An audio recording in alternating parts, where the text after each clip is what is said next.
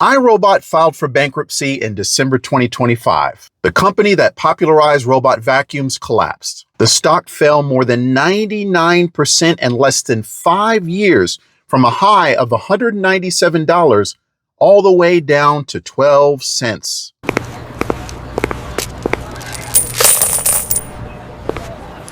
Many in the media are blaming the government regulators for preventing the acquisition by Amazon for $1.4 billion. iRobot didn't die because the government regulators blocked the deal. iRobot died because they stopped making good robots years ago. The rest of the world started making better robots than the Roomba, and iRobot refused to notice. Oh no! They're attacking everything! Help!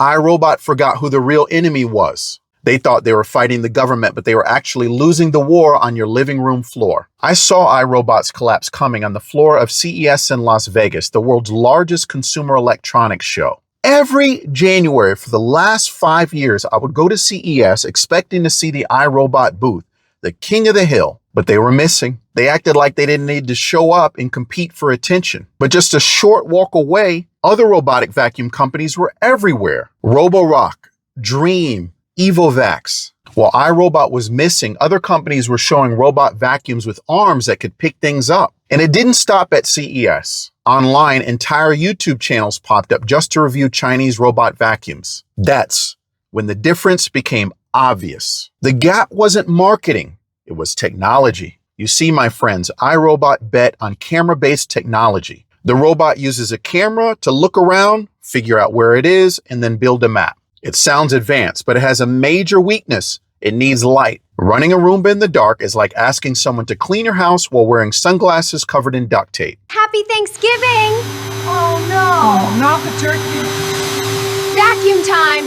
Stop him! Our dinner! Meanwhile, the competition used LiDAR, which uses lasers to see. Roborock put spinning lasers on their robots years ago. These things can map your entire house in minutes in pitch black darkness. But iRobot doubled down on cameras. While iRobot was waiting for the Amazon deal to close, they froze. And that is exactly when they lost the market. During the 2 years when the deal was in limbo, iRobot lost momentum. And do you know what the competition did during those 2 years? They rolled out self-washing mops. While Roomba was still dragging a wet pad across the floor, Roborock built base stations that scrubbed the mop pads, empty their own dustbins, and refill their own water tanks. And what did iRobot give us? The J7 Combo, a robot that lifts a mop pad like a little hat so it doesn't wet the carpet. It's a cool engineering trick, but it's too little too late. But there was another issue, trust. The Amazon deal worried many people. They didn't want a large company to control detailed maps of their entire homes.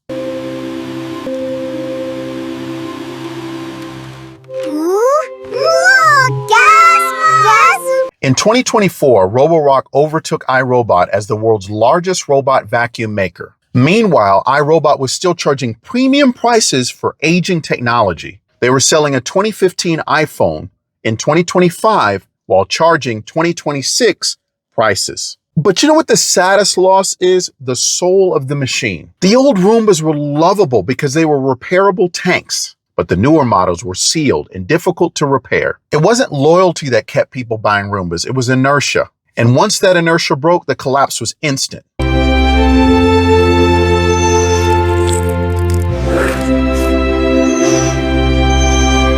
A brand name is not an everlasting moat. Roomba became the generic word for robot vacuum, just like Google is for search. But having the name doesn't save you if the robot isn't working. iRobot was acquired by a Chinese company called Pikia. Before the acquisition, iRobot relied on this company to manufacture many of its products. Over time, iRobot cut research spending while shifting a lot of the engineering from the United States to lower-cost regions like China. iRobot said these moves would speed up execution and increase efficiency. We all know that that's just corporate speak for cost-cutting and restructuring. Over time, its manufacturing partner became deeply involved and eventually bought the company. In its bankruptcy disclosures, iRobot reported paying executive retention bonuses in December 2025, totaling millions of dollars, with additional transition bonuses potentially payable in 2026 if conditions are met.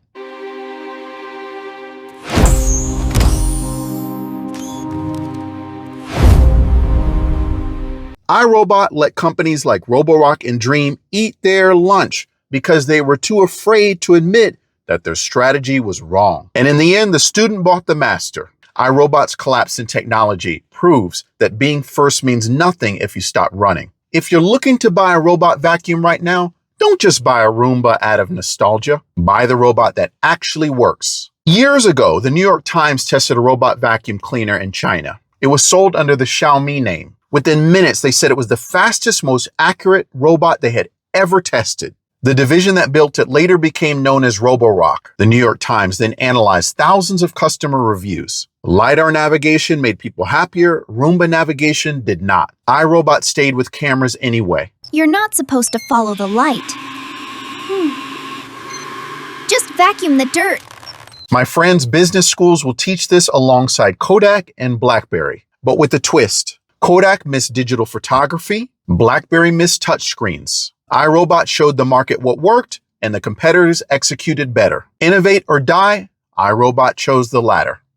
Automatic Addison.